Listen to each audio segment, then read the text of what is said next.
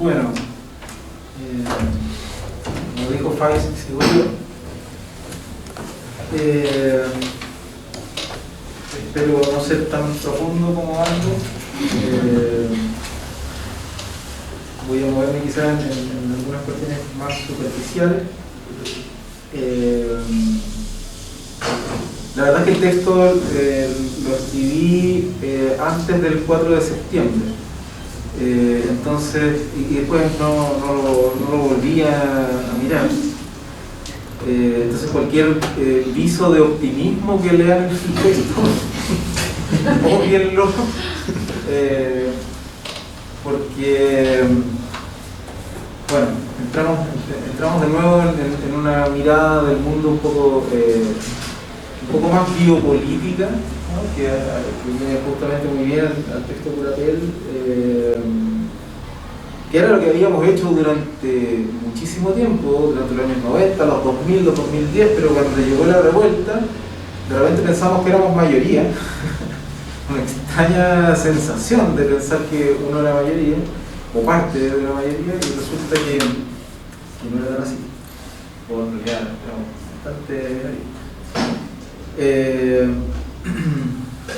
Así que bueno, voy a leer el texto también quisiera reconocer que no había leído ni visto las obras de Curapel antes de una inicial invitación de la hermana madre. Estoy muy agradecido a la hermana madre y también gracias a la cafetería, porque estos espacios son muy ricos. Aquí se hacen lanzamientos, digamos, de manera bastante cotidiana. Entonces, más relato voy a empezar. Bueno, antes de llevar a cabo algún análisis de las obras que componen 2020 de Alberto Curapel, quisiera referirme a sus apuntes de puesta en acción, que es un texto que está al inicio del libro, en los que el autor nos dice algunas cosas extrañas que son la base para leer lo que viene, ¿no? Curapel dice, comillas, la pandemia se ha encargado de exaltar de manera brutal, desfachatada, sentimientos, comportamientos encubiertos. Esto es lo que expreso en 2020, que recomiendo. Yo diría que todo evento que fractura los cimientos sobre los que la vida cotidiana se supone montada, tienen este carácter. La revuelta de 2019 y la pandemia del COVID-19 son, de alguna manera, una imagen continuada, diferente y continua al mismo tiempo. Imagen en la que se reorganizan los vectores de la sociedad del espectáculo y que en ese lapso espacio-temporal de desajuste queda expuesta no tanto una verdad como una exaltación, ¿no? Como una brutalidad. Alguien podría decir, comillas, lo peor de lo humano, pero en realidad esa frase tan usada remite a una fantasía, ¿no? A una especie de lobo del hombre jovesiano sobre el que continuamente se tiende a articular la estasis, ¿no? El orden que estaría esperando su momento en medio del desajuste para evitar que a fin de cuentas nos matemos. Mirada superflua que Curapel contesta con una enigmática declaración. Comillas, no es importante lo que se expone, sino cómo se expone. No tengo idea si Curapel estará de acuerdo con lo que diré, pero me parece que el no remitir a un qué, sino a un cómo, es la gran apuesta de la construcción de una imagen por medio de la escenificación. Las imágenes se componen en su devenir y en las relaciones que establecen, y no en una forma que les está dada de antemano. Esa es la potencia del teatro del humor. No hay lobo del hombre, sino imagen que se despliega alterada, ¿no? Con relaciones que no podríamos sospechar y que sí muestran, como dice Curapel, crueldad, fanatismo, servilismo, dogma, tortura, obsesión por la incertidumbre. No es que la imagen se desprenda de la nada, como si Curapel fuese un dios que crea el mundo ex nihilo. No, la imagen proviene de un entorno, de relaciones específicas, arquetipos, miserias ya constituidas que le sirven de base a su aparición, su escenificación. Un pintor haitiano, personaje megalómano de la obra Damos Gracias, es una imagen alterada, una transformación de los arquetipos que sitúan en Santiago de Chile al inmigrante haitiano en los puestos de trabajo más precarios. Aquí el pintor no tiene nada que ver con la imagen del buen salvaje o el negro pobre poco acostumbrado al frío, con que se pintan las noticias. Es literalmente un sádico, un rostro del poder sobre el cuerpo que usa un traje clínico. Es un creador, tal como la medicina juega a intervenir los cuerpos, modificándolos, marcándolos, delimitando y abriendo sus posibilidades, que en este caso son nada menos que la gloria de la imagen y la muerte, ambas ya como lugares en los que vive el cuerpo del Cristo zambrano, de rasgos indígenas, esos mismos que el canon europeo ha desechado como indeseable y que aquí se erige como la última esperanza de una belleza plena, capaz de terminar con la pandemia. Alteración de la imagen, transfiguración de la noche, en la que aparece la obra de Schoenberg, de las imaginaciones sobre el cuerpo indígena, que es la frágil belleza que finalmente se sacrifica en escena. Un tercer personaje, desagradable por cierto, es un tipo de rasgos asiáticos, el flagelador, encargado de cumplir con la voluntad del pintor. Sabemos de este tipo de personajes en la historia de Chile, ¿no? Un mocito, de esos que se encuentran a medio camino entre la banalidad del mal y la maldad absoluta del sometido. Figura difícil, quizás por lo vívida que resulta para las sociedades jerárquicas como la nuestra. El sacrificio del Cristo zambrano no se hace en vano, se lleva a cabo con una promesa. Esa misma promesa de belleza y redención que sostiene el consumo constante de los individuos aparece ahora como la última esperanza de un trío un tanto siniestro, hay que decir. Hay una suerte de pausa refrescante y un tanto humorística en la obra, cuando aparecen en escena dos figuras contrapuestas que en realidad no lo son tanto, el fraile y la puta. Chistoso resulta cuando el flagelador busca ahuyentar a la puta y el nombre empieza a circular como un malentendido, ¿no? La puta para acá, la puta para allá. Pintor y fraile entienden que puta es un calificativo destinado a sus personas. Se empiezan a confundir cada uno como si fuese la puta. Esto causa enojo, pero en realidad lo que aparece es justamente la puta como lugar de lo transfigurado. Expulsada y perdonada, la puta es la alteración de la imagen, símbolo del intercambio radical de toda imagen. Un paradigma de la imagen en sí misma. La imagen siempre es una puta. Lee Mateo 18, versículos del 12 al 14 sobre la oveja descarriada, y en ese momento exacto empiezan a desplazarse las tablas del techo que proyectan las imágenes de la escena y del público. Imágenes mezcladas, entonces público que se vuelve puta, ovejas descarriadas, perdonadas por la puta, mientras el Cristo zambrano sigue su martirio, porque para todos hay perdón, pero para él además hay muerte a la espera. Pero ese final en el que se cumple la obra y la muerte del Cristo al mismo tiempo no tendría sentido si no se hiciera nuevamente el gesto de la cámara. Todos aparecen en las pantallas laterales, escena y público, porque todos son el pintor, el flagelador y el Cristo zambrano. Dolor, muerte, sacrificio y imbecilidad de la obra humana son líneas de fuerza personificadas. Zambrano es solo el extremo de un continuo, el hombre sagrado cuya vida debe ser eliminada sin cometer crimen, La vida que, intervenida por la medicina, es transfigurada en muerte. La segunda obra que nos presenta 2020 es Coincidencias. Quizá esta obra es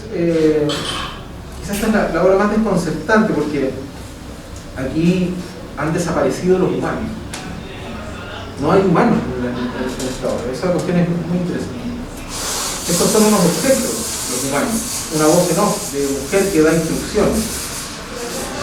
La música de Saint-Saëns, elucubraciones filosóficas, videos en los que aparecen festividades, que ahora son solo imagen técnica, ¿no?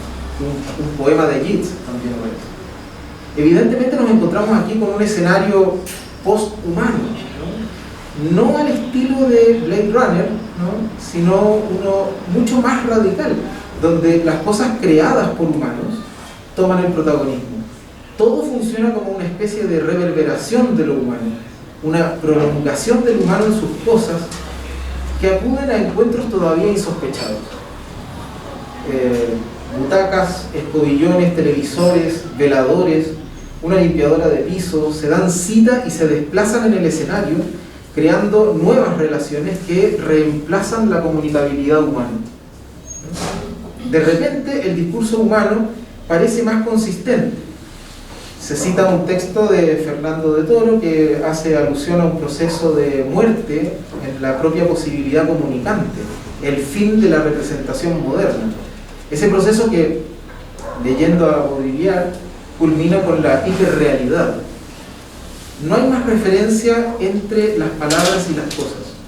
Ahora, en este mundo sin humanos, por fin han triunfado las cosas, para deslizarse sin palabras o palabras eco de una huella de representación. Lo irrepresentable adviene entonces como la única forma en despliegue, materia en la que los humanos siguen viviendo en tanto espectro. ¿Por cuánto tiempo? Eso no se puede saber. Lo que sí se puede saber es lo que fue, la realidad de relaciones que los humanos sí construyeron y con la que terminaron extinguiéndose.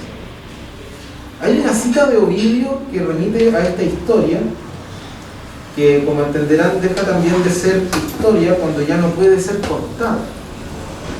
Ovidio hace referencia a la servidumbre de los animales a fuerza de costumbre de la violencia aplicable a la relación entre humanos. El fin de los tiempos no tiene nada de épico, es solo un instante en que el hombre, el humano, se ha liberado del yugo opresor y, como el Cristo Zambrano, ha terminado pagando con su vida la redención. Todo ha quedado en evidencia ahora, todo es transparente, porque el lenguaje se ha sacrificado, dejando lugar a la desnudez, ¿no? En una trama en la que podrían seguir conversando solo los objetos. Fase 1, la última parte de la obra, hace reaparecer a los humanos, a uno en particular, un sujeto nervioso e hipocondríaco, con los que seguramente se hacen millonarias las farmacias, ¿no?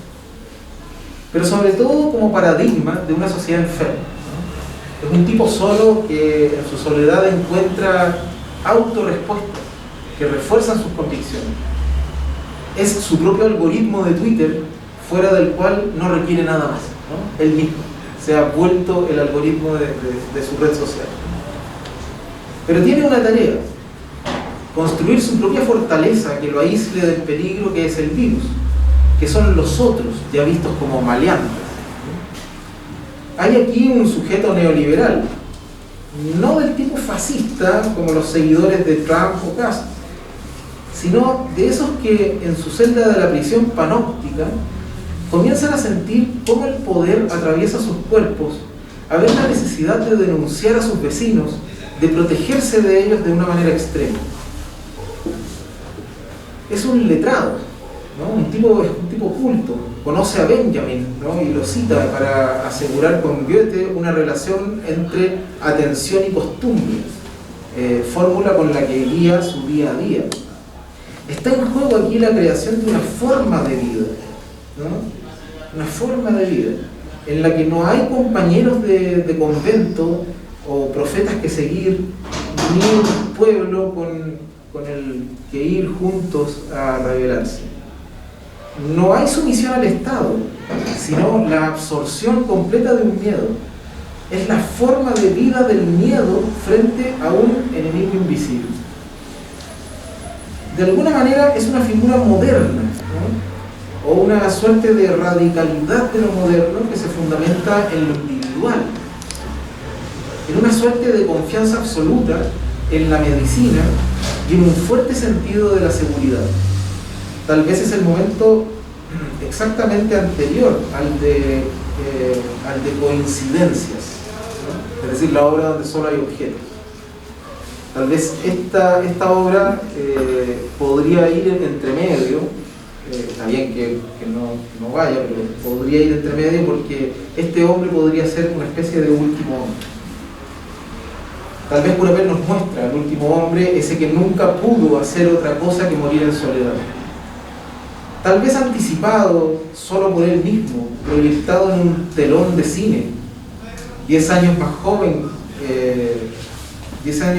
que cita a Joanot Martorell para indicar la proximidad de una muerte deseada y al mismo tiempo constantemente aplazada por las manutenciones en las que insiste, ¿no? El tipo se cuida, ¿no? Evita la muerte muriendo, ¿no? Lavarse las manos está al lado del miedo a los otros, porque el virus es un extranjero, un enemigo, poderoso e invisible, parafraseando a Piñera, que quiere decir que después cuando apareció el virus volvió a decir esa frase, volvió a decir, pero esta vez refería al virus y dijo lo mismo que Trump, que era un enemigo invisible. Bueno, con el que solo se puede, con este enemigo invisible solo se puede tratar a través del aislamiento. Este enemigo es finalmente interno y externo. Está en el interior de la casa como amenaza y el exterior como muerte. Y aquí hay una cuestión que me parece fundamental. Este cuarentón, que es el personaje aislado de Curapel, tiene una tarea, una obra, tiene un destino, ¿no? Que como la ilustración, ¿no? Como el proceso de la ilustración, es un destino inagotable, ¿no? Es decir, se fundamenta en una ontología de la voluntad que desescenifica la imagen porque la moldea con una forma predeterminada. Lo que muestra Curapel es una imagen estanca, como puede ser la del último capitalista, ese que ha construido un mundo sin horizonte, en el que la vida adquiere sentido solo en su negación. Ontología de la voluntad, en tanto esta negación es querida, ¿no? Alimentada con la frugalidad de una dieta y es persistente en su cobardía en la negación de los otros, ¿no? Sería propiamente tal lo que Nietzsche piensa en el concepto del nihilismo. 2020 fue un evento, una ruptura del espacio-tiempo en que se mueve el capitalismo contemporáneo. Ahora, si bien la pandemia continúa, las cosas son casi iguales a antes de ella. Iguales porque el individualismo, la indiferencia y la cerradura puesta a un horizonte del futuro siguen funcionando. Casi iguales porque nadie puede quedar incólume ante el espejo, especialmente cuando éste nos muestra de frente solo el horror. Y la imagen escénica de Curapel es un espejo, deformado, claro, como todo espejo. Claro.